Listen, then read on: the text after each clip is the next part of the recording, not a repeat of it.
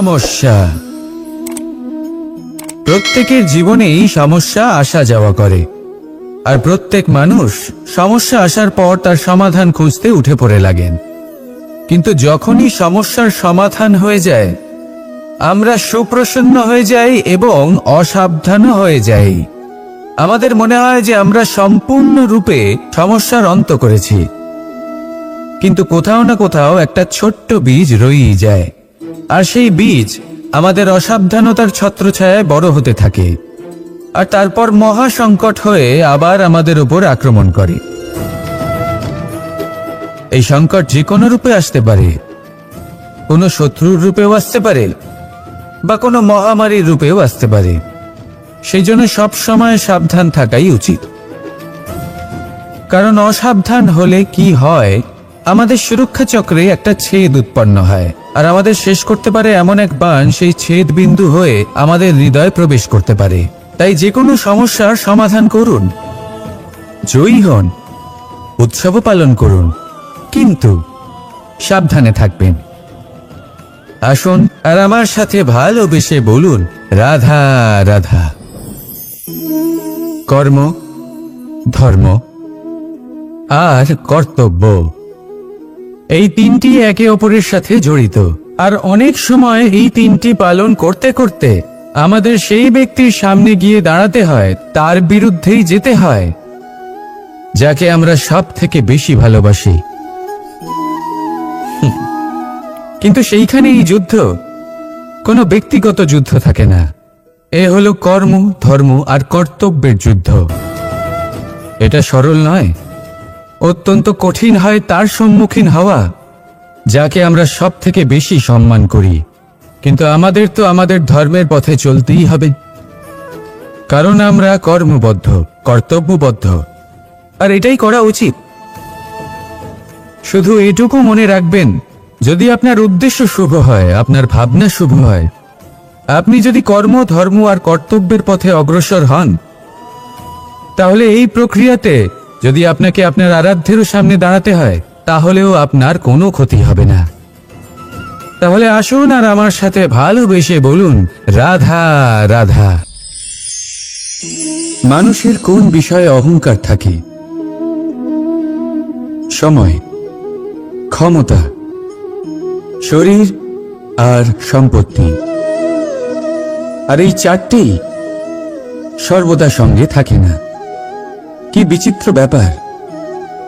আপনি নিজেই দেখুন, সময় আজ ভালো হলেও কাল অবশ্যই খারাপ হতে পারে। ক্ষমতা আজ আপনার থাকলেও কাল তা নাও থাকতে পারে। এই শরীরটা তো নশ্বরই বটে। যত আপনি বার্ধক্যের দিকে অগ্রসর হবেন, দুর্বল হতে থাকবেন, সৌন্দর্য ক্ষীণ হতে থাকবে। আর সম্পত্তি আজ আপনার, কাল অন্য কারোর হয়ে যাবে। আর এই সমস্ত নশ্বর জিনিসে মন কেন্দ্রীভূত করতে করতে ব্যক্তি ভুলে যান সেই বিষয়গুলি যা সর্বদা আপনার সাথে থাকবে, আপনার ঢাল হবে, আপনার সম্বল হয়ে থাকবে। আর তা হল আপনার স্বভাব, বুদ্ধি, সৎসঙ্গ আর খাঁটি সম্পর্ক। নিজের স্বভাব শীতল রাখুন, কর্মে বুদ্ধির পরিচয় দিন, সর্বদা ভালো মানুষের সাথে সময় কাটান, আর খাঁটি সম্পর্ক সর্বদা পালন করুন। জীবনে সর্বদা সুখী হবেন। রাধা রাধা। আমরা কর্ম করি, আর সেই কর্ম অনুসারে আমাদের তার ফল প্রাপ্ত হয়। এখন এই কর্ম আরো শ্রেষ্ঠ হতে থাকে, আমরা আরো প্রেরিত হতে থাকি। তার জন্য আমরা বড় বড় জ্ঞানীদের থেকে প্রভাবশালী, প্রেরণাদায়ক ব্যক্তির সাথে দেখা করার চেষ্টা করি, দেখা করিও। নিজের কর্মের বিষয়ে বিচার করি, আলোচনা করি, তাই তো? কারণ আমাদের কাজ দেখে তাতে বিশেষ মতামত সামনে থাকা ব্যক্তি দিতে পারে। কিন্তু এই পুরো চক্রতে সংসারের সব থেকে গুরুত্বপূর্ণ ব্যক্তির সাথে কথা বলতে আমরা ভুলেই যাই। আপনি কি জানেন সংসারের সব থেকে গুরুত্বপূর্ণ ব্যক্তি কে?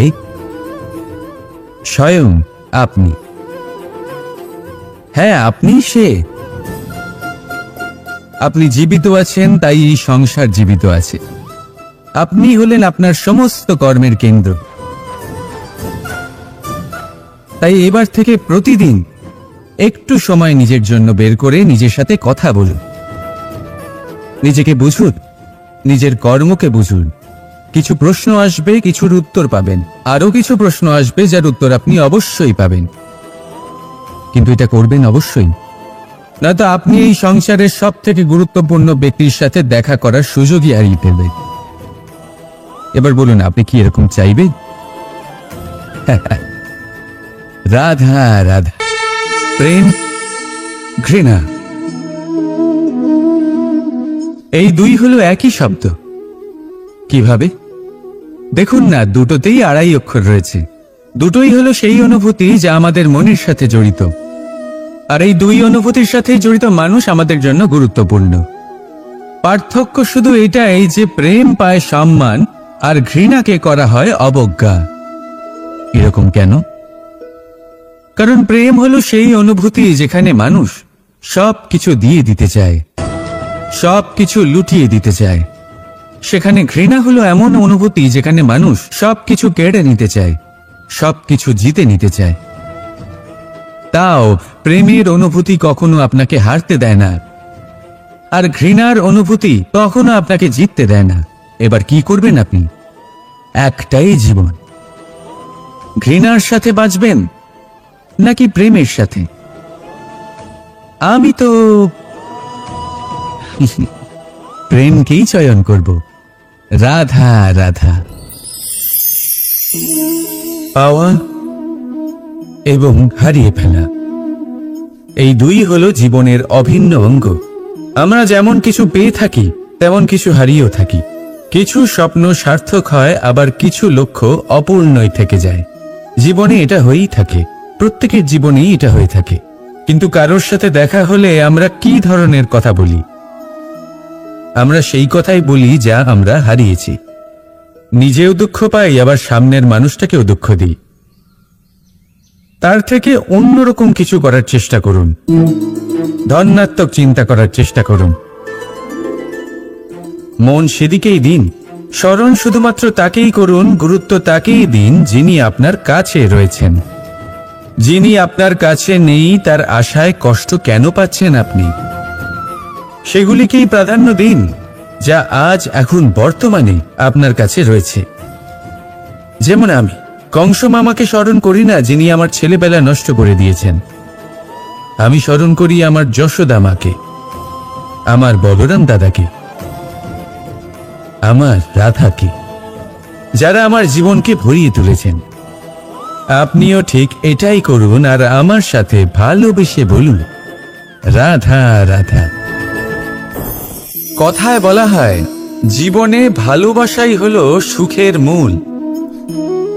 এটা সত্য। এবার প্রশ্ন হলো এটাই যে এই ভালোবাসা কার সাথে করা উচিত? যদি আপনি কিছুক্ষণের জন্য সুখ পেতে চান, তাহলে ভালোবাসুন নিজের রুচি মতো। যদি আপনি কিছুদিনের জন্য সুখ পেতে চান, ভালোবাসুন নিজের বন্ধুদের। যদি আপনি কয়েক মাসের জন্য, কয়েক বছর বা অনেক বছরের জন্য সুখী হতে চান, তাহলে ভালোবাসুন নিজের পরিবারকে, মাতা পিতা, নিজের সন্তান, স্বামী স্ত্রী, নিজের আত্মীয়দের। কিন্তু যদি আপনি চিরকালের জন্য সুখী হতে চান, তাহলে ভালোবাসতে হবে শুধু নিজের কর্মগুলিকে। কারণ সম্পর্ক যেমনই হোক না কেন, কখনো না কখনো ভেঙে যাবেই। এই সংসার হলো এমনই যে যাদের সঙ্গ আমরা পাই, তাদের সঙ্গ একদিন ত্যাগ করতে হয়। শুধু কর্মই হলো এমন এক সঙ্গ যা কখনো আপনাকে ত্যাগ করবে না। আপনার মৃত্যুর পরেও এই কর্ম আপনাকে বাঁচিয়ে রাখবে। তাই সবসময় মনে রাখবেন, এই কর্ম ধর্ম মনে করে পালন করা উচিত। জীবনের শেষ মুহূর্ত পর্যন্ত কর্মকে ভালোবাসুন। জীবনের শেষ মুহূর্ত পর্যন্ত সুখে থাকবেন। আর আমি তো সবসময় বলি, শুধু কর্ম করতে থাকো, ফলের চিন্তা করো না, তাহলে আসুন আর আমার সাথে ভালোবেসে বলুন, রাধা রাধা। সদিচ্ছা। দেখতে গেলে 3 অক্ষরে তৈরি এই শব্দ, কিন্তু সমস্ত ত্রিলোক তার উপরেই আধারিত। আপনি এই সংসারে এসেছেন, তখন অবশ্যই শ্বাস নেবেন, কিন্তু তার বদলে আপনাকে কিছু তো দিতেই হবে। আপনার উপর নির্ভর করছে আপনি কি দেবেন। কি দেবেন এই সংসারকে, এই সমাজকে, নিজের পরিবারকে, আর তার বদলে কি নেবেন? যশ নাকি অপযশ? দেখুন, এক ছিল রাবণ, যে কিনা সমুদ্র পার করল সীতাকে অপহরণ করার জন্য, আর এক ছিলেন রামচন্দ্র, যিনি সমুদ্র পার করেছিলেন, সেতু বানিয়ে গিয়েছিলেন সীতাকে ফিরিয়ে নিয়ে আসার জন্য। দুজনেই সমুদ্র পার করেছিলেন, শুধু পার্থক্য ছিল সদিচ্ছাকে বোঝার লক্ষ্যের। অনেক মানুষের যাত্রা একরকম হতেই পারে, কিন্তু আনন্দ তখনই লাভ করবেন যখন লক্ষ্য শুভ হবে, মহান হবে। এই লক্ষ্য দিয়ে এই সংসারের কল্যাণ হবে এবং মানুষের সম্মান হবে। যদি আপনার সংকল্প উচিত হয়, তাহলে আপনার লক্ষ্য উচিতই হবে, নয়তো শুধুমাত্র বিনাশ হবে। আর উচিত এটাই হবে যে বিনাশের হাত থেকে যেন নিজেকে বাঁচানো যায়, কি বলেন?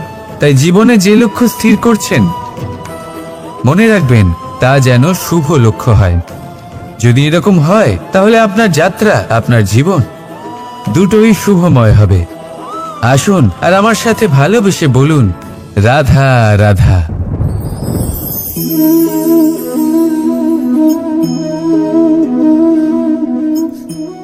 মুক্ত। এই মুক্তই সবাইকে মোহিত করে দেয়, নিজের দিকে আকর্ষিত করে। অত্যন্ত সুন্দর, গোল, শুভ্র। মুক্ত দ্বারা নির্মিত আভূষণ, তা হয়তো সে মুকুটই হোক বা কোনো স্ত্রীর অলংকার, তাকে আরো সুন্দর করে তোলে, তাকে আরো সুন্দর দেখতে লাগে। এবার এই মুক্তকে এত সুন্দর দেখার জন্য কত কষ্ট সহ্য করতে হয়, তা কি কখনো আপনি ভেবেছেন? এই মুক্ত ঝিনুক থেকে বের করা হয়। ঝিনুক, যা কিনা সমুদ্রের তলদেশে থাকে। ওকে কত কষ্ট সহ্য করতে হয়, জলের চাপ সহ্য করতে হয়, সমুদ্রের স্রোত সহ্য করতে হয়। এই ঝিনুককে এত কষ্ট সহ্য করতে হয়, এই মুক্তকে এত কষ্ট সহ্য করতে হয়, তারপরে এর রূপ এত সুন্দর হয়। যদি আপনিও আপনার পরিশ্রমের সৌন্দর্য, নিজের পরাক্রমের সৌন্দর্য এই সংসারে প্রকাশিত করতে চান, তাহলে আপনাকেও কষ্ট সহ্য করতেই হবে। তাই জীবনে যখনই সংকট আসবে, বিপদ আসবে, সমস্যা আসবে, তখন একে সুযোগ হিসেবে গ্রহণ করুন। কারণ এই বিপদের সাথেই লড়াই করে আপনি মুক্তর মতোই পরিশুদ্ধ হয়ে উঠবেন। তাহলে আসুন আর আমার সাথে ভালোবেসে বলুন, রাধা রাধা।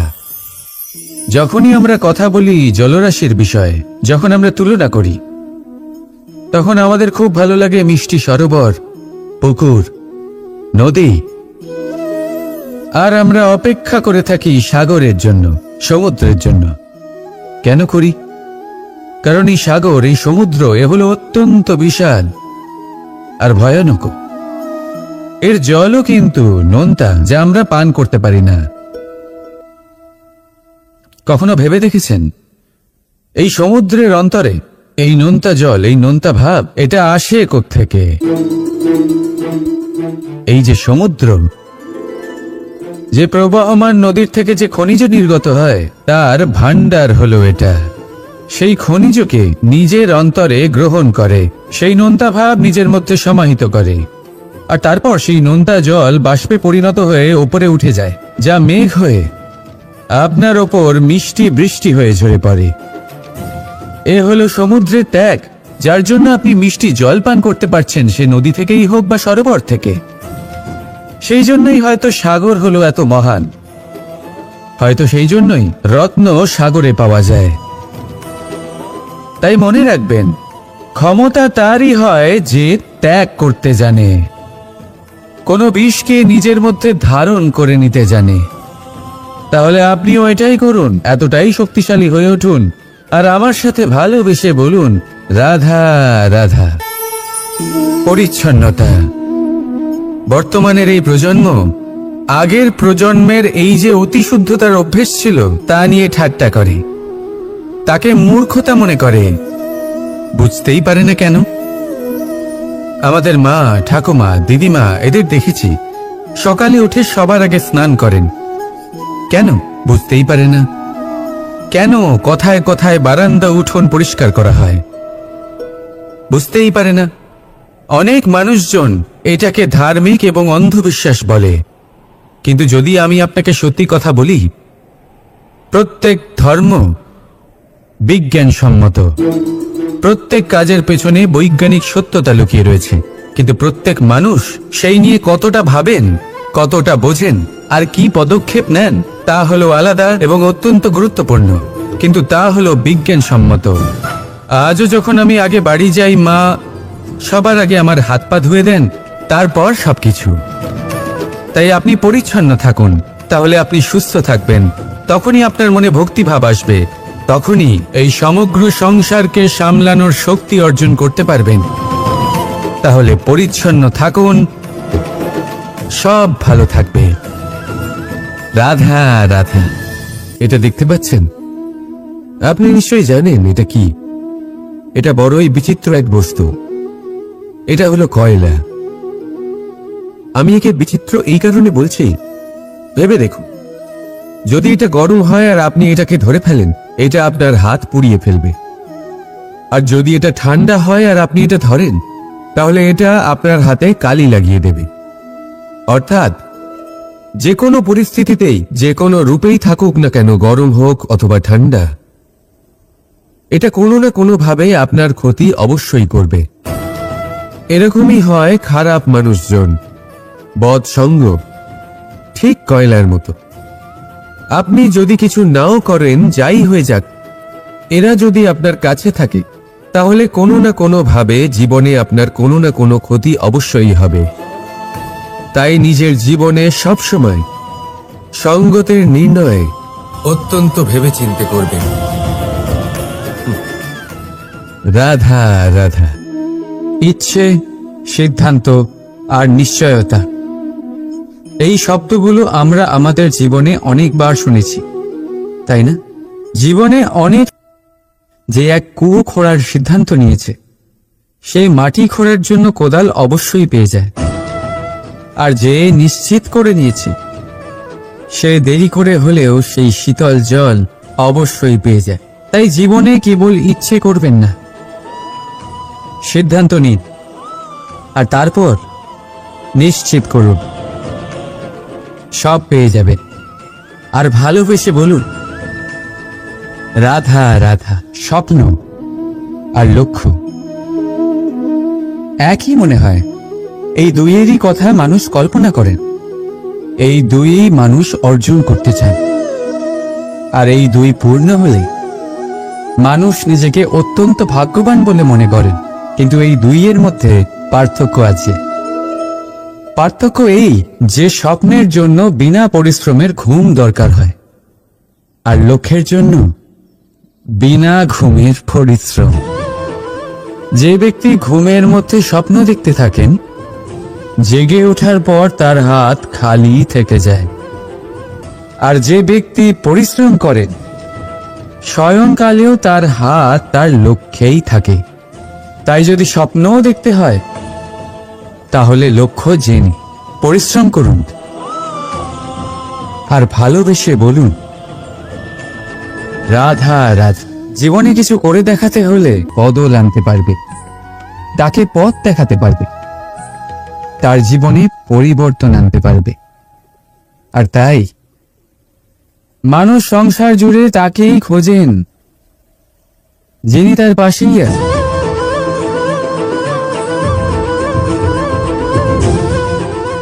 বলুন তো কে? যদি কেউ আপনার জীবন বদলাতে পারে, তবে তাকে আয়নায় দেখুন। আপনি নিজেই সে যে নিজের জীবন বদলাতে পারে, নিজেই নিজের পথপ্রদর্শক হতে পারে, জীবনে বদল আনতে পারে, পরিবর্তন আনতে পারে। তাই চিনুন নিজের অন্তরের শক্তিকে, আর এটা বিশ্বাস করুন যে এই সংসারে আপনার থেকে বেশি শক্তিশালী আর কেউ নেই। জীবন বদলে যাবে আপনার। আর অন্ধবিশ্বাস নয়, আত্মবিশ্বাসের হাত ধরুন। আপনার সমস্যা আপনা থেকেই দূর হয়ে যাবে। তাই ভালোবেসে বলুন, রাধা রাধা। প্রদীপ জ্বালানোর কাজ বড়ই আনন্দদায়ক। উজ্জ্বলতার এই শিখা যেন আত্মার মধ্যে গিয়ে মনে উল্লাস ভরে দেয়।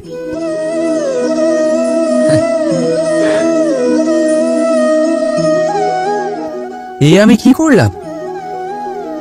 আমি একে নিভিয়ে দিলাম, অথচ এই দিয়েই আমি অন্য প্রদীপগুলি জ্বালিয়েছিলাম। কারণ যতক্ষণ এই শিখা অন্য প্রদীপগুলিকে জ্বালাচ্ছিল, ততক্ষণ এই নিজেও জ্বলছিল। কিন্তু যেই ও এই কাজ করা ছেড়ে দিল, তখন একেও নিভতে হল। বুঝলেন? সেরকমই জীবন হলো উজ্জ্বলতা দেওয়ার আরেক নাম। যদি জীবনে শুভ কাজ করেন, অপরের উপকার করে, অন্যদের সহায়তা করে, তাহলেই জীবিত থাকবেন। আর যেদিন এই কাজ করা আপনি বন্ধ করে দেবেন, শ্বাস প্রশ্বাস নেওয়া সত্ত্বেও মৃত হয়ে যাবেন। তাই যতক্ষণ শ্বাস চলছে, আশারূপী উজ্জ্বলতা ছড়াতে থাকুন। বিশ্বাস করুন, মৃত্যুর পরেও আপনি অমর থাকবেন। তাই ভালোবেসে বলুন, রাধা রাধা। যবে থেকে যে প্রাণের অস্তিত্ব পেয়েছে, তবে থেকেই আরো একটি শব্দ জন্ম লাভ করেছে, সংঘর্ষ। জন্মলগ্ন থেকেই মানুষকে বাঁচার জন্য সংঘর্ষ করে যেতে হয়। কখনো নিজের লক্ষ্যে পৌঁছবার জন্য সংঘর্ষ করতে হয়, আর কখনো যা পেয়েছেন তাকে রক্ষার জন্য সংঘর্ষ করতে হয়। কিন্তু প্রত্যেকে একই অভিযোগ করে যে সংঘর্ষ করার সময় ভীষণ কষ্ট হয়। আপনি যোদ্ধা হলে প্রহার আপনাকে সহ্য করতেই হবে। সাঁতার শিখতে হলে জলে আপনাকে প্রবেশ করতেই হবে। পায়ের তলায় তাদেরই কড়া পড়ে যারা রোজ হাঁটেন, আর যারা হাঁটেন তারা নিজেদের লক্ষ্যে অবশ্যই পৌঁছন। তাই মনে রাখবেন, জীবন ততক্ষণই আছে যতক্ষণ কর্ম করবেন।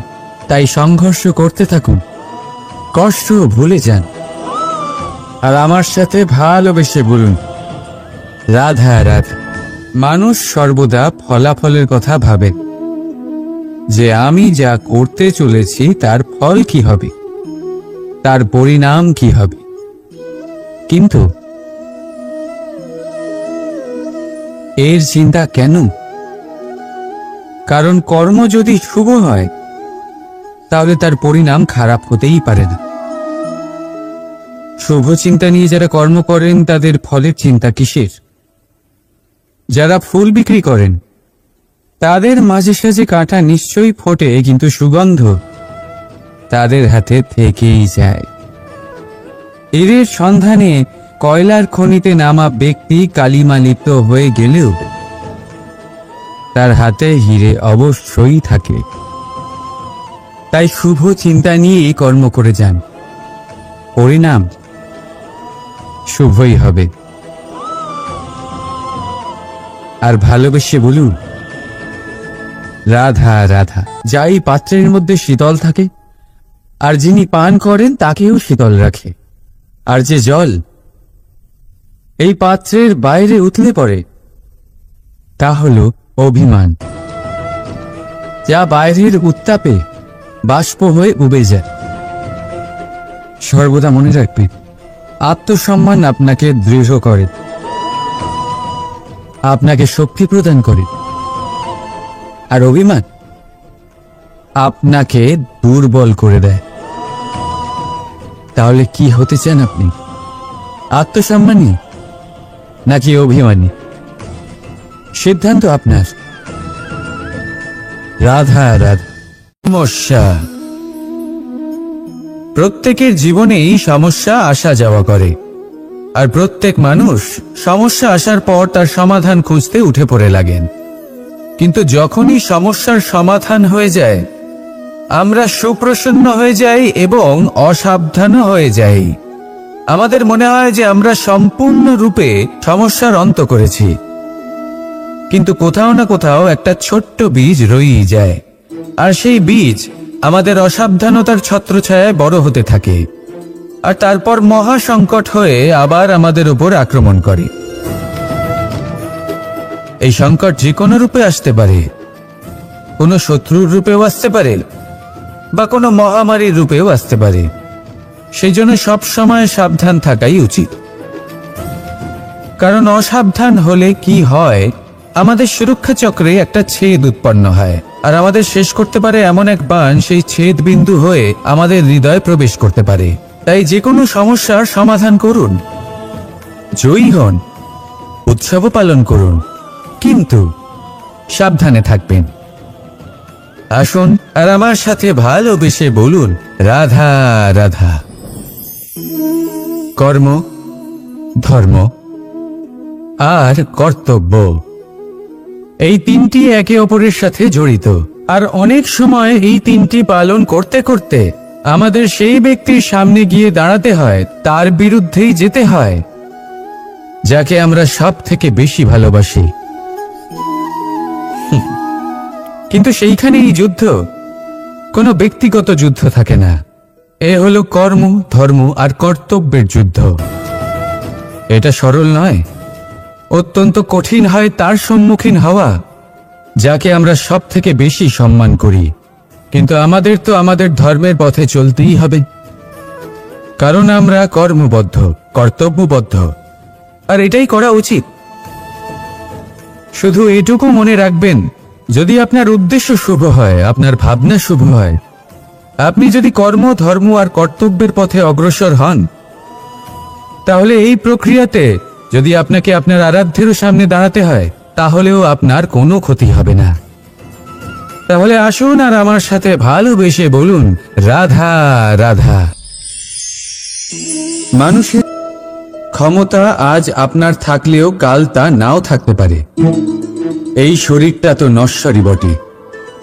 যত আপনি বার্ধক্যের দিকে অগ্রসর হবেন, দুর্বল হতে থাকবেন, সৌন্দর্য ক্ষীণ হতে থাকবে, আর সম্পত্তি আজ আপনার, কাল অন্য কারোর হয়ে যাবে। আর এই সমস্ত নশ্বর জিনিসে মন কেন্দ্রীভূত করতে করতে ব্যক্তি ভুলে যান সেই বিষয়গুলি যা সর্বদা আপনার সাথে থাকবে, আপনার ঢাল হবে, আপনার সম্বল হয়ে থাকবে। আর তা হল আপনার স্বভাব, বুদ্ধি, সৎসঙ্গ আর খাঁটি সম্পর্ক। নিজের স্বভাব শীতল রাখুন, কর্মে বুদ্ধির পরিচয় দিন, সর্বদা ভালো মানুষের সাথে সময় কাটান, আর খাঁটি সম্পর্ক সর্বদা পালন করুন। জীবনে সর্বদা সুখী হবেন। রাধা রাধা। আমরা কর্ম করি, আর সেই কর্ম অনুসারে আমাদের তার ফল প্রাপ্ত হয়। এখন এই কর্ম আরো শ্রেষ্ঠ হতে থাকে, আমরা আরো প্রেরিত হতে থাকি। তার জন্য আমরা বড় বড় জ্ঞানীদের থেকে প্রভাবশালী, প্রেরণাদায়ক ব্যক্তির সাথে দেখা করার চেষ্টা করি, দেখা করিও। নিজের কর্মের বিষয়ে বিচার করি, আলোচনা করি, তাই তো? কারণ আমাদের কাজ দেখে তাতে বিশেষ মতামত সামনে থাকা ব্যক্তি দিতে পারে। কিন্তু এই পুরো চক্রতে সংসারের সব থেকে গুরুত্বপূর্ণ ব্যক্তির সাথে কথা বলতে আমরা ভুলেই যাই। আপনি কি জানেন সংসারের সব থেকে গুরুত্বপূর্ণ ব্যক্তি কে? স্বয়ং আপনি। হ্যাঁ, আপনি সে। আপনি জীবিত আছেন, তাই এই সংসার জীবিত আছে। আপনি হলেন আপনার সমস্ত কর্মের কেন্দ্র। তাই এবার থেকে প্রতিদিন একটু সময় নিজের জন্য বের করে নিজের সাথে কথা বলুন, নিজেকে বুঝুন, নিজের কর্মকে বুঝুন। কিছু প্রশ্ন আসবে, কিছুর উত্তর পাবেন, আরো কিছু প্রশ্ন আসবে যার উত্তর আপনি অবশ্যই পাবেন।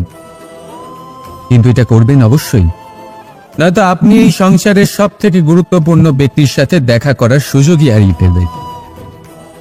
এবার বলুন, আপনি কি এরকম চাইবেন? রাধা রাধা, প্রেম, ঘৃণা,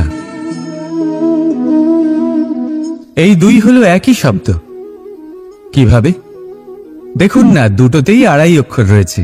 দুটোই হলো সেই অনুভূতি যা আমাদের মনের সাথে জড়িত, আর এই দুই অনুভূতির সাথেই জড়িত মানুষ আমাদের জন্য গুরুত্বপূর্ণ। পার্থক্য শুধু এটাই যে প্রেম পায় সম্মান আর ঘৃণাকে করা হয় অবজ্ঞা। এরকম কেন?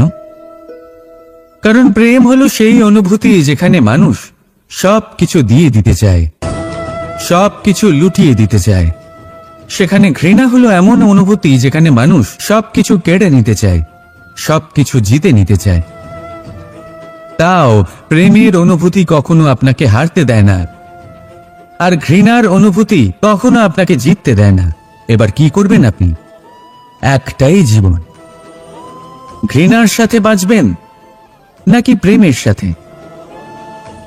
আমি তো প্রেমকেই চয়ন করব। রাধা রাধা। পাওয়া এবং হারিয়ে ফেলা, এই দুই হলো জীবনের অভিন্ন অঙ্গ। আমরা যেমন কিছু পেয়ে থাকি তেমন কিছু হারিয়েও থাকি। কিছু স্বপ্ন সার্থক হয়, আবার কিছু লক্ষ্য অপূর্ণই থেকে যায়। জীবনে এটা হয়েই থাকে, প্রত্যেকের জীবনেই এটা হয়ে থাকে। কিন্তু কারোর সাথে দেখা হলে আমরা কি ধরনের কথা বলি? আমরা সেই কথাই বলি যা আমরা হারিয়েছি। নিজেও দুঃখ পাই, আবার সামনের মানুষটাকেও দুঃখ দিই। তার থেকে অন্যরকম কিছু করার চেষ্টা করুন, ধনাত্মক চিন্তা করার চেষ্টা করুন।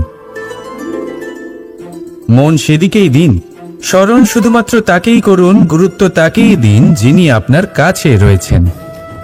যিনি আপনার কাছে নেই তার আশায় কষ্ট কেন পাচ্ছেন আপনি? সেগুলিকেই প্রাধান্য দিন যা আজ এখন বর্তমানে আপনার কাছে রয়েছে।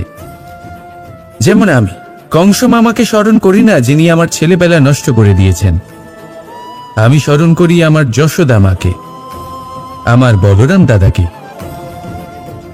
আমার রাধাকে, যারা আমার জীবনকে ভরিয়ে তুলেছেন। আপনিও ঠিক এটাই করুন, আর আমার সাথে ভালোবেসে বলুন, রাধা রাধা। কথায় বলা হয়, জীবনে ভালোবাসাই হলো সুখের মূল। এটা সত্য। এবার প্রশ্ন হলো এটাই যে এই ভালোবাসা কার সাথে করা উচিত? যদি আপনি কিছুক্ষণের জন্য সুখ পেতে চান, তাহলে ভালোবাসুন নিজের রুচি মতো।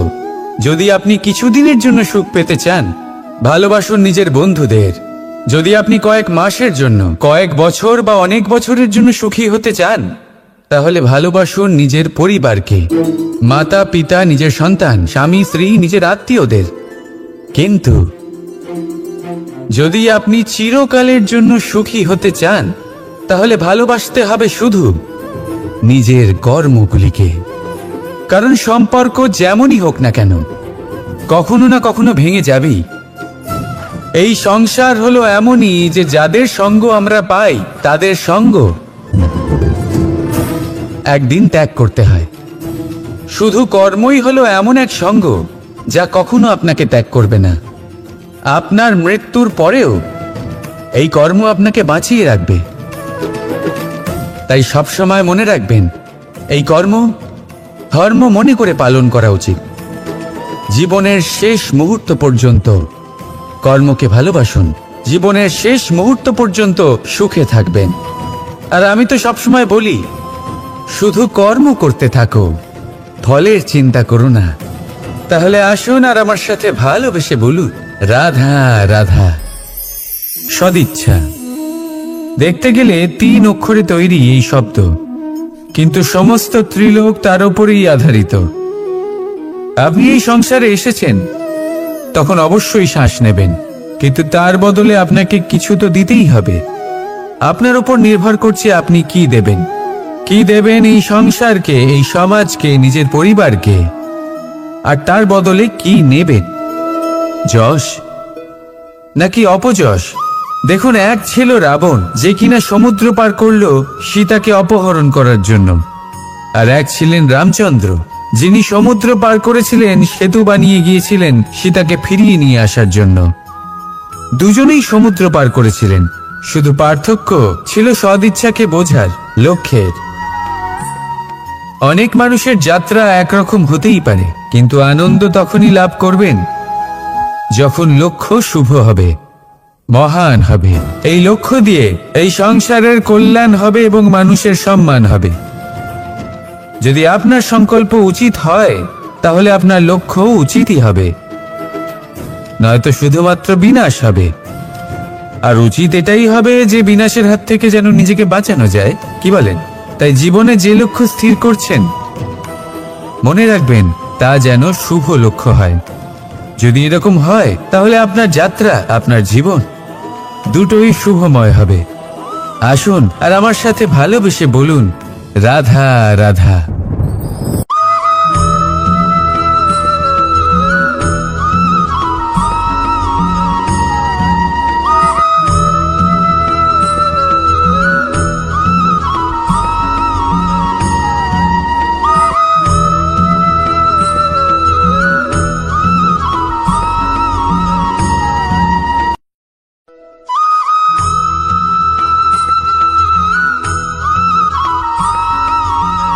এই সংসারে সব থেকে বেশি কোমল বস্তু হলো রেশম।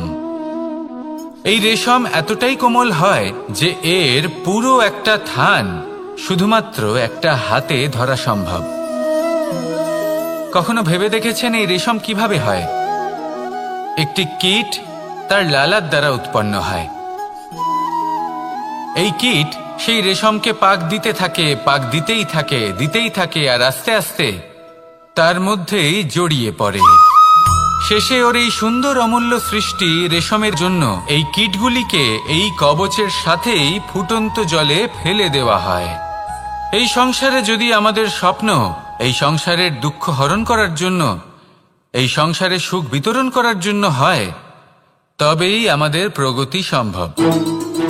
যদি আমাদের এই স্বপ্ন শুধুই আমাদের এবং আমাদের স্বার্থ সিদ্ধির জন্য হয়, তাহলে এই স্বপ্ন আমাদের অন্ধ করে দেবে, আমাদের অন্ধকারের পথে নিয়ে যাবে, আর আমরাও সেই কীটের মতো হয়ে যাব। নিজেদেরই মায়াজালে আমরা নিজেই ফেঁসে যাব, আর শেষে আমরা যদি কিছু লাভ করি, তা হবে একাকিত্ব, অন্ধকারময় মৃত্যু। তাই স্বপ্ন অবশ্যই দেখুন, কিন্তু এমনভাবে স্বপ্ন দেখবেন না যে তার এই বন্দিগৃহে আপনি নিজেই ফেঁসে গেলেন। স্বপ্ন দেখুন পরোপকারে।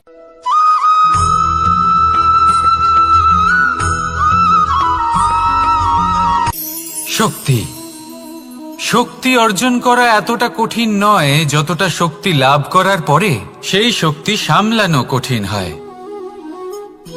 কারণ যেই মানুষ শক্তি লাভ করে তার মনে গর্ববোধ জন্মায়, জন্মায় অহংকার, জন্মায় জেদ।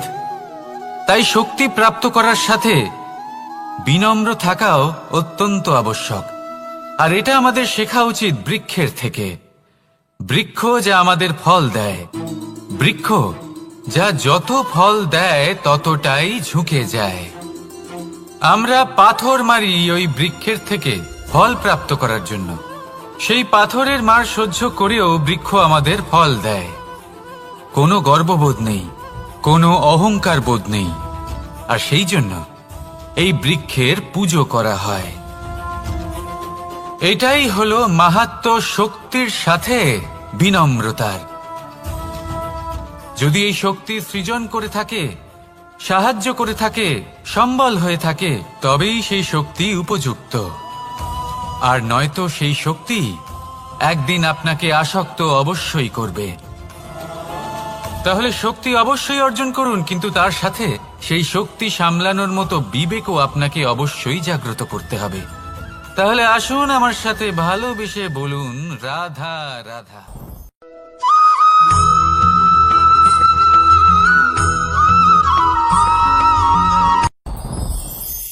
সাথী সাথী এই শব্দটির ব্যাখ্যা কে কিভাবে করে? মিত্র, সখা, বন্ধু। কিন্তু অর্থ একটাই। তিনি যিনি আপনার সঙ্গী হন আর তিনি যার সাথী আপনি হন। এবার সব থেকে বড় প্রশ্ন হলো এটাই যে তিনি কে হতে পারেন যাকে আপনি আপনার সাথী বলে মেনে নিতে পারেন, নিজের সখা, নিজের মিত্র, নিজের বন্ধু মেনে নিতে পারেন। আপনার সাথী হলেন তিনি যিনি দুঃখের সময় আপনার পাশে থাকবেন, আপনার হাত ধরে থাকবেন। আপনার সাথী হলেন তিনি যার হাত আপনি নিজের সুখের দিনে ধরে থাকবেন। সেই সাথীরই হাত ধরুন যিনি দুঃখে সবসময় আপনাকে সাহায্য করার জন্য তৎপর হয়ে থাকেন, আপনার পাশে থাকেন, আর যাকে সুখের দিনে আপনি আপনার সাথে রাখতে পারেন। আর যখন আপনার সাথে আপনার এই সাথী থাকবে তখন আপনি এটা বুঝবেন যে যখন জীবনে দুঃখ আসে তখন এই দুঃখ কমে যায়, সবার মধ্যে ভাগ হয়ে যায়। আর যদি তখন সুখ আসে তাহলে সেটা সবার উপস্থিতিতে আরো বেড়ে যায়। এটাই হলো প্রেম, এটাই হলো ভালোবাসা, এটাই হলো সঙ্গ। যেমন সম্পর্ক আমার আর রাধার মাঝে। তাহলে আসুন আর আমার সাথে ভালোবেসে বলুন, রাধা রাধা।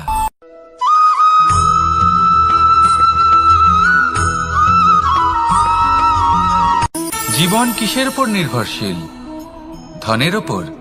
বৈভবের অনুভব যদি আপনি করতে চান তাহলে তা পাবেন শুধু একতার দ্বারা, সংগঠনের দ্বারা। যদি আপনাকে উদাহরণ দিই, নিজের এই হাতটাকে দেখুন, 5টা আঙুল রয়েছে। কোনো একটা বস্তুকে নিজের একটা আঙুল দ্বারা তুলে ধরার চেষ্টা করে দেখুন, বড়ই কষ্ট হবে। তখন আপনি বুঝতে পারবেন যখন এই 5টি আঙুল একত্রিত হয় তখন কোনো কাজ কতটা সহজ হতে পারে। এটাই হলো শক্তি একতার। সব থেকে ভালো উদাহরণ যদি আপনাকে দিই তাহলে বাঁশি। এই বাঁশি থেকে অত্যন্ত মধুর সুর নির্গত হয় যা সবার মন প্রসন্ন করে দেয়। এই কথা সত্যি, কিন্তু এই বাঁশি আমি একটা বা দুটো আঙুল দিয়ে বাজাতে পারবো না। আমাকে প্রত্যেকটা আঙুল ব্যবহার করতেই হবে, তবেই এর থেকে মধুর সুর নির্গত হবে যা সকলকে প্রসন্ন করবে, ঠিক কিনা? ঠিক এইভাবেই যদি আপনি চান যে আপনার জীবনরূপী বাঁশি থেকেও মধুর সুর নির্গত হোক বা সবার মনকে প্রসন্ন করে তুলুক, তাহলে আপনাকেও জীবনে একতা নিয়ে আসতেই হবে। আপনি একাও কর্ম করতে পারেন, পথ চলতেও পারেন, সামনেও এগোতে পারেন, সাফল্যও লাভ করতে পারেন। কিন্তু যখন সকলে একসাথে এগোবেন, সেই পথে চলবেন, সেই কর্মই করবেন, তখন লক্ষ্যে অবশ্যই পৌঁছবেন, সাফল্য অবশ্যই লাভ করবেন। কিন্তু সেই সাফল্য এবং তার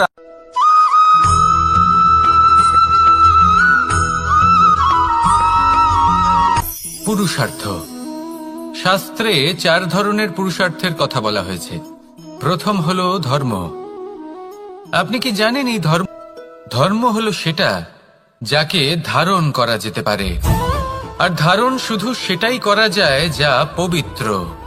পবিত্র শুধু তাকেই বলা হয় যা নিঃস্বার্থ, যার মধ্যে শাসন করার কোনো ইচ্ছে নেই, যা সরলভাবেই প্রবাহমান, জল এবং বায়ুর মতো।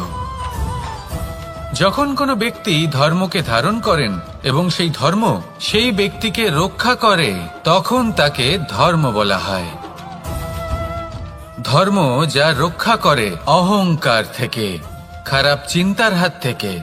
সেই জন্য পুরুষার্থ গড়ে তোলার আগে, ধর্ম পালন করার আগে ধর্মের প্রকৃত অর্থ কি সেটা বুঝে নিন। এটা জেনে রাখুন যে সমস্ত ধর্মের আধার, সমস্ত ধর্মের ভিত শুধুমাত্র ভালোবাসা। আসুন আর এই ভালোবাসার সাথেই বলুন, রাধা রাধা।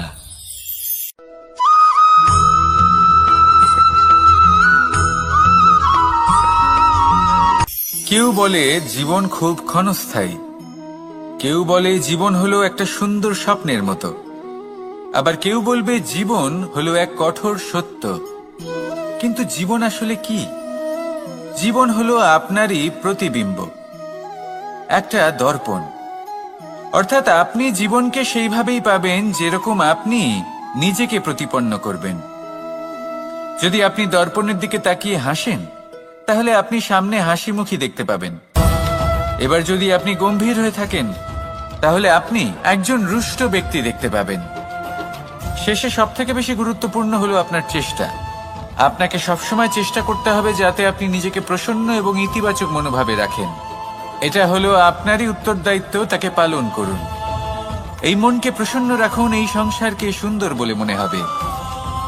আর এই মন প্রসন্ন হয়ে বলবে, রাধা রাধা।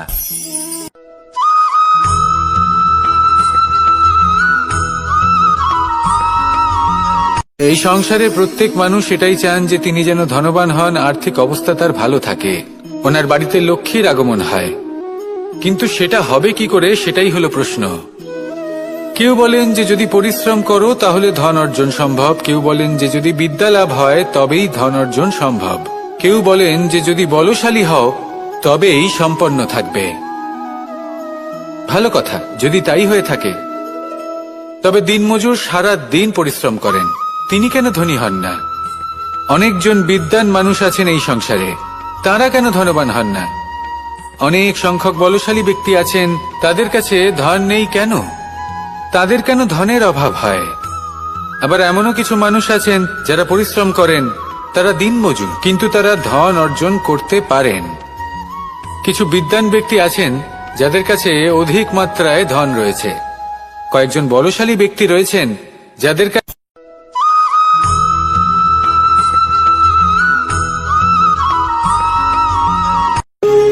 যখন মানুষের মৃত্যু হয় তখন কি হয়? অনেক সংখ্যক মানুষ শোক পালন করতে চলে আসেন। যে ব্যক্তি মৃত্যু লাভ করেছেন তার অনেক বস্তু থাকে যেগুলো তার প্রিয়, যেগুলো তিনি ব্যবহার করেছেন। তার শয্যা, তার বস্ত্র, তার আভূষণ সবকিছু তার থেকে বিচ্ছিন্ন করা হয় এবং খালি হাতে তাকে শ্মশানের উদ্দেশ্যে রওনা করা হয়। আমি আপনাকে এই প্রশ্ন করতে চাই, আপনি এই সংসারে কি অর্জন করেছেন? ধন, সম্পত্তি, বস্ত্র, আভূষণ, এই সবকিছু যে আপনি অর্জন করেছেন, আপনার মৃত্যুর পরে তা আপনার থেকে দূর হয়ে যাবে। এর উত্তর হলো একটাই, আপনার কর্ম। শুধু সেটাই আছে যা একান্ত আপনার, আর শুধু সেটাই এই সংসার থেকে চলে যাওয়ার পরেও সংসারেই জীবিত থাকবে। যদি আপনি দুষ্কর্ম করেন তাহলে এই সংসার আপনাকে একটি অনুচিত উদাহরণ হিসেবে মনে রাখবে যে এই ব্যক্তি খুব পাপী ছিল, অনুচিত কর্ম করতেন। যে পথে তিনি চলেছেন সেই পথে কারোর চলা উচিত নয়। সেখানেই যদি আপনি সৎকর্ম করেন তাহলে সংসার চিরকাল এটাই বলবে যে খুব ভালো মানুষ ছিলেন, সবাইকে ভালোবাসতেন, সবাইকে সাহায্য করতেন, আমার খুব প্রিয় মানুষ ছিলেন। এটাই হলো শ্রেষ্ঠ কর্ম। সেই জন্য জীবনে শুধুমাত্র ধন, সম্পত্তি, আভূষণ এই সব অর্জন করতে গিয়ে নিজের মনোনিবেশ করবেন না। শ্রেষ্ঠ কর্ম করুন। সংসার থেকে চলে যাওয়ার পরেও এই কর্মই এই সংসারে আপনাকে জীবিত রাখবে। আসুন আমার সাথে ভালোবেসে বলুন, রাধা রাধা।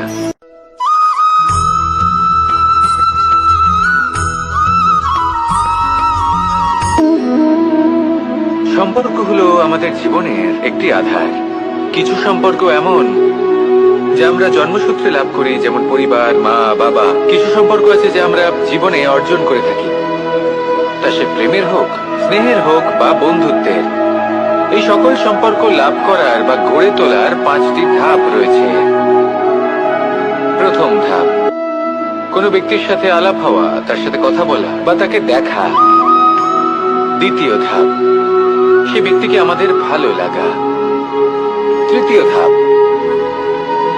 আমাদের এটা চাইতে শুরু করা যে জীবনে এই ব্যক্তি যেন আমাদের বন্ধু হন, আমাদের জীবনে থাকেন, বা আমাদের কাউকে ভালোবেসে ফেলা আর এটা আমাদের ভাবা বা চাওয়া যে সেই ব্যক্তি যেন আজীবন আমার সাথে থাকেন, আমার জীবনে আমার সাথী হয়ে। চতুর্থ ধাপ, লাভ করা। এবার এই ধাপটি অনেক মানুষের পক্ষেই খুবই সরল হয়, বড়ই সরল ভাবে নিজেদের সঙ্গীকে লাভ করে থাকে। কিছু মানুষের জন্য এই ধাপ অত্যন্ত কঠিন হয়ে থাকে। অনেক প্রতিকূল পরিস্থিতির উপর জয়লাভ করে তারা সঙ্গীকে লাভ করেন, কিন্তু লাভ অবশ্যই করেন। এরপরে আসে পঞ্চম, অন্তিম এবং সব থেকে গুরুত্বপূর্ণ ধাপ। সেটা হলো সেই সম্পর্ক পালন করা। এটা হলো এমন এক বিষয় যা প্রত্যেক মানুষের শেখা উচিত। যদি ব্যক্তি নিজের জীবনে সম্পর্ক রক্ষা করতে শিখে যান, তবে প্রত্যেক সম্পর্ক তার জীবনকে স্বর্গ করে তুলবে। আসুন আর আমার সাথে ভালোবেসে বলুন, রাধা রাধা।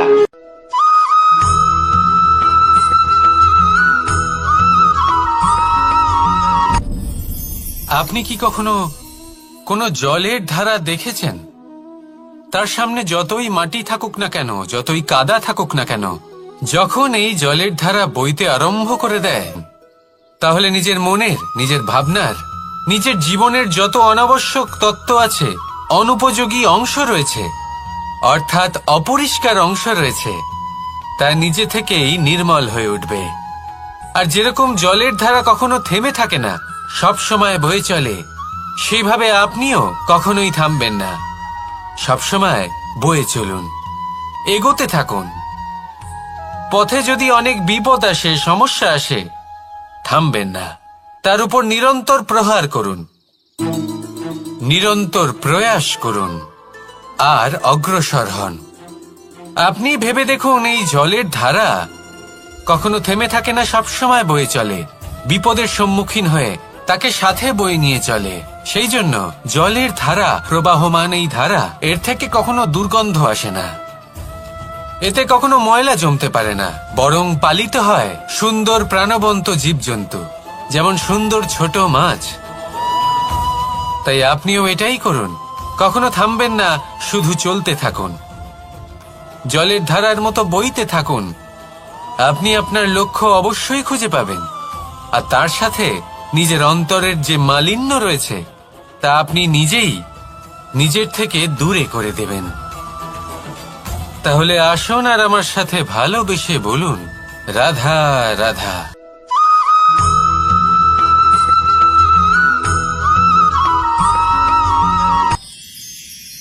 মানুষ তার জীবনে দুই ধরনের পরিস্থিতিকে খুব ভয় পায়। এক, কোনো কারণবশত কারোর সামনে নত হওয়া। দুই, কোনো কারণে নিজের চরিত্র থেকে, নিজের মূল্যবোধ থেকে বিচ্যুত হওয়া।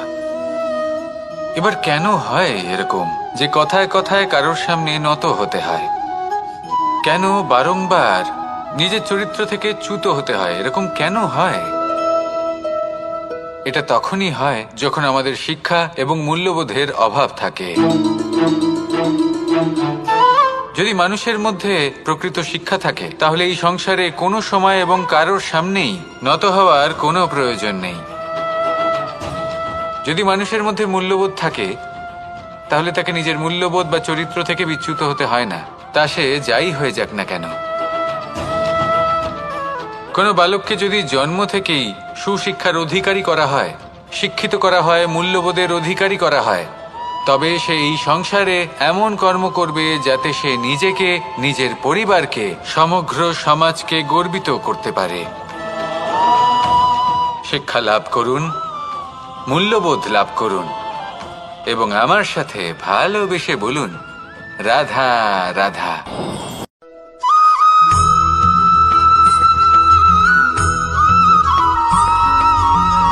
আপনি কখনো দিয়ে তাদের ঠোঁটে খাবার পরিবেশন করে, কিন্তু যেই সেই সন্তানেরা হৃষ্টপুষ্ট হয়ে যায় এবং সেই কথা বাজ নিজে বুঝতে পেরে যায়, সেই বাজ নিজেই সেই বাসা ছিন্ন ভিন্ন করে দেয়।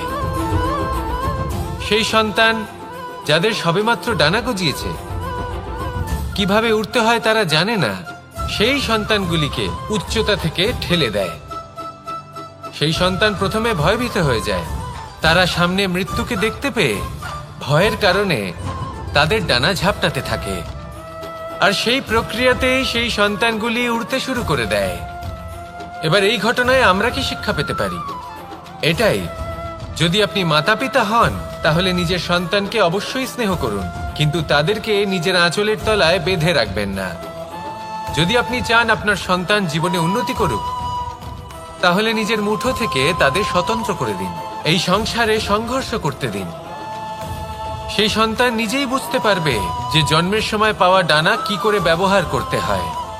আর আপনার চোখের সামনে আপনার সন্তান এই আকাশে উড়তে থাকবে। তাহলে আসুন আমার সাথে ভালোবেসে বলুন, রাধা রাধা।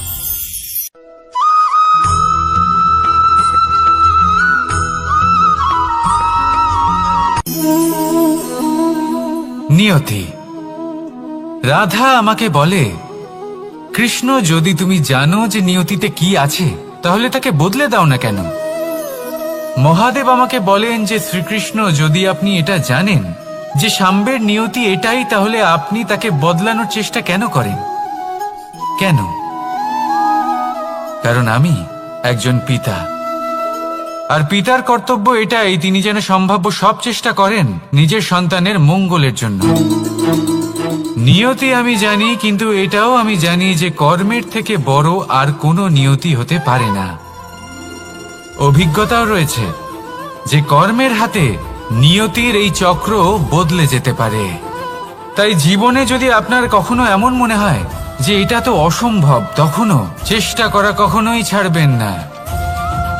কে বলতে পারে আপনারই কর্মের কোনো এক বীজ হয়তো নিয়তির চাকায় আটকে গেল আর নিয়তিকে নিজের পথ পাল্টাতে হলো, ঠিক কিনা? সেই জন্য নিয়তিকে ভাগ্য মেনে নিয়ে চুপ করে বসে থাকবেন না। নিজের নিয়তি স্বয়ং নিজের কর্মের দ্বারা নির্ধারিত করুন, কারণ আপনার এই কর্মের ওপরেই আপনার অধিকার রয়েছে। আর এই অধিকারকে নিয়তি অনেক সময় সম্মানও করে। তাহলে আসুন আর আমার সাথে ভালোবেসে বলুন, রাধা রাধা।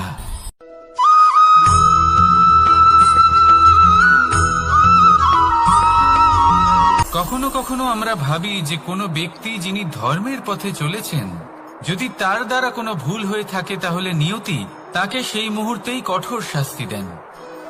কিন্তু সেই সব মানুষ যারা সংসারের সবথেকে বড় অধর্মী, বহু নিকৃষ্ট মানের কাজ করেন, তাদের নিয়তি অনেক সুযোগ দেন। তাদের নিয়তি এরকম কঠোর প্রহার করেন না। এই ভাবনা কখনো না কখনো মনে আসেই। ভেবে দেখুন কেন?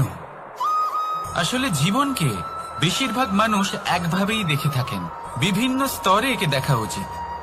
এবার আপনি বলুন, এই সংসারে কোনো অধর্মী কখনো প্রেরণার উৎস হতে পারেন? কখনোই নয়। যে মানুষ নিজের আত্মাকে মলিন করে ফেলেছেন, তিনি এই সংসারকে কিভাবে প্রেরণা যোগাবেন? উনি নিজেই বুঝতে পারেন না কোনটা করা উচিত, ধর্ম কোনটা। তাই নিয়তি তাকে একটা সুযোগ দেন, এটা বোঝার সুযোগ দেন যে কোনটা উচিত, কোনটা ধর্ম। সুযোগ দেন নিজের বিবেক জাগিয়ে তোলার, তাকে সুযোগ দেন নিজের অন্তরাত্মার ডাক শোনার। যখন তাতেও কাজ হয় না, তখন নিয়তির কাছে একটাই পথ বাকি থাকে, আর তা হল মহাবিনাশ। মহাবিনাশ হয়তো দেরিতেই আসতে পারে, কিন্তু তা অবশ্যই আসবে। আর যখন মহাবিনাশ আসে, তখন মহাবিনাশের যন্ত্রণা সমগ্র মানব জীবনের যন্ত্রণার থেকে অনেক বেশি হয়। এই কথাটা সবসময় মনে রাখবেন। আর অন্যদিকে যে মানুষ ধর্মের পথে চলছেন, তার দ্বারা যদি কোনো ভুল হয়ে থাকে, তখন নিয়তি তার পরীক্ষা নেন। কিছুক্ষণের জন্য মানুষের মনে হতে পারে নিয়তি তাকে কঠোর শাস্তি দিয়েছেন।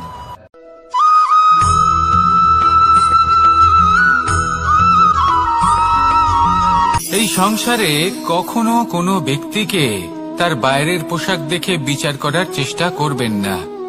এটা খুব বড় ভুল করবেন। যেমন আমরা জীবনে অনেক সময় এমন করি, ধরুন কোথাও একটা গাছ দেখলাম, খুব বিশাল আকারের একটা গাছ, যেটা মাটির থেকে অনেক উঁচুতে পৌঁছে গেছে, যার বিশাল শাখা আছে। সেগুলো দেখে আমরা ভাবি যে এই গাছে হয়তো কত সুস্বাদু ফল আছে। আমরা সেই গাছের পরিচর্যা করতে থাকি। আবার অন্যদিকে হলো একটি তৃণ, যেটা মাটি থেকে কিছুটা উঁচুতে পৌঁছেছে, কিন্তু সেই তৃণর নিচে, মাটির নিচে অত্যন্ত সুস্বাদু ফল বা সবজি জন্ম নেয়, যা আমাদের স্বাস্থ্যের পক্ষে অত্যন্ত উপকারী। সেই জন্য কখনো আবরণ দেখে কাউকে বিচার করতে চেষ্টা করবেন না। তার বদলে এটা বোঝার চেষ্টা করুন যে আপনার সামনে যে ব্যক্তি আছে বা বস্তু আছে, তার বিশেষত্ব কি। যদি এই বিশেষত্ব বোঝার ক্ষমতা আপনি অর্জন করেন, যদি এই শিল্প আপনি নিজের ভেতরে জাগ্রত করেন, তাহলে এই সংসারে বিশেষত্ব কি সেটা আপনি জানতে পারবেন। আর এই সমস্ত খেলা দৃষ্টি থেকে নয়, দৃষ্টিভঙ্গি থেকে জন্ম নেয়। দৃষ্টিভঙ্গি সবসময় শুভ রাখুন আর আমার সাথে ভালোবেসে বলুন, রাধা রাধা।